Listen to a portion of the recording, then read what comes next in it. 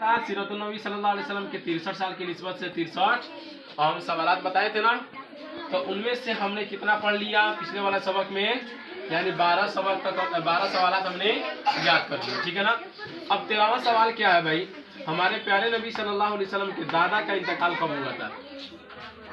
जवाब है आप सल्लल्लाहु अलैहि वसल्लम की उम्र 8 साल 2 महीने 10 दिन थी। यानी आप सल्लल्लाहु अलैहि वसल्लम की उम्र जब 8 साल 2 महीने 10 दिन की जब आपकी उम्र थी, तभी आप सल्लल्लाहु अलैहि वसल्लम के दादा इंतकाल कर गए।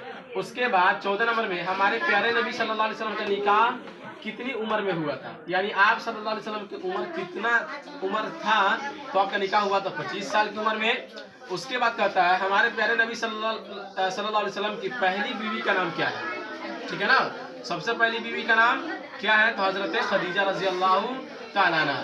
16 नंबर कहता है हजरत खदीजा रजी अल्लाह तआला अन्हा से आप सल्लल्लाहु अलैहि वसल्लम की कितनी औलाद हुई, यानी औलाद कितनी हुई थी, तो 2 फर्जंद। 2 फर्जंद का मतलब होता है 2 बेटे हुए थे, 4 साहबजादियाँ हुई थी, ठीक है ना। चलिए